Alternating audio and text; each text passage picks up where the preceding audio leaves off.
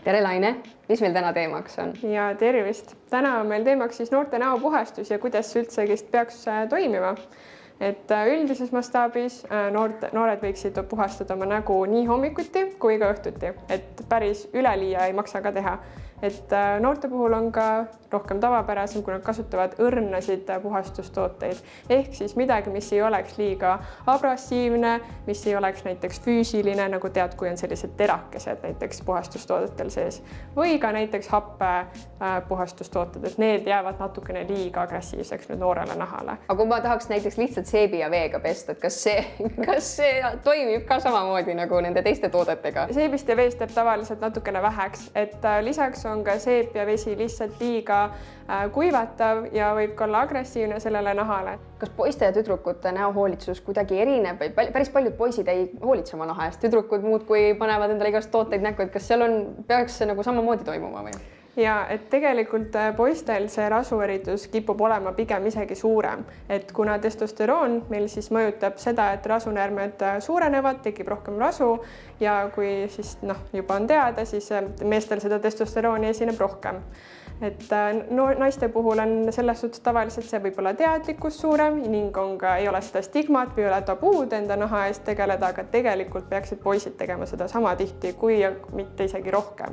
Samuti on puhastamine ülimalt oluline peale kehalist aktiivsust, näiteks kehalise kasvatuse tundi või sportimist. Kõik see higi, mustus ja rasu muidu koguneb sul naha pinnale, bakterid tulevad sinna ja sealt võib edasi tekkida probleem. Et peale kehalise kasvatust alati mine pese see nägu ära koos oma kehaga. Kas sa näitaksid nüüd ette, kuidas on nägu üldse õigesti puhastada?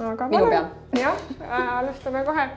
Kas nüüd see, mis sa mulle tegema hakkad, on selline universaalne puhastamise viis, jah? Just, et ma kasutan sellist kerget puhastumisvahendit, puhastuspiima, mis siis aitab sellel rasul, mustusel ja päeva ajal kogunenud ka mingi higi ja meik aitab selle siis maha pesta.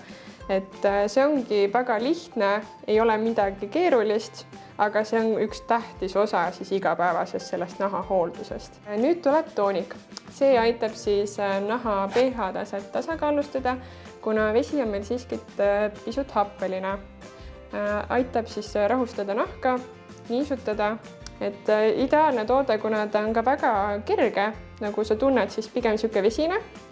Et noorele nahale on see eriti mugav, et ta ei jäta mingisugust paksu kihti, aga samas juba aitab puhastada, aitab niisutada, et tegelikult kõik, mis sellele kõige loonemale nahale vaja on, juba ongi 2 sammuga tehtud.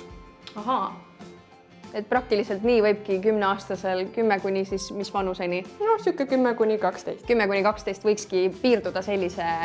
Jah, sellise nahahooldusrutiiniga võiks 10 kuni 12 aastane hakkama saada küll. Nii, ja nüüd mida vanus edasi, sealt 12 pluss, mis siis lisanduma võiks hakata sellele rutiinile? Nüüd võib-olla lisanduda siis ka mingit sorti niisutav kreem, mis aitab siis tõhusamalt ka seda nahka kaitsta. 4. võiks tihti ikkagist lisada päikesekaitse. Et juba ka noorest peast meie nahk ongi väga õrn, väga nagu delikaatne ja vajab seda kaitset. Kas talvel ka? Jaa, talvel ka. Miks talvel peaks ka päiksekreemi kandma? Sest UVA-kiirgus paistab meil siiski ka läbi pilvede.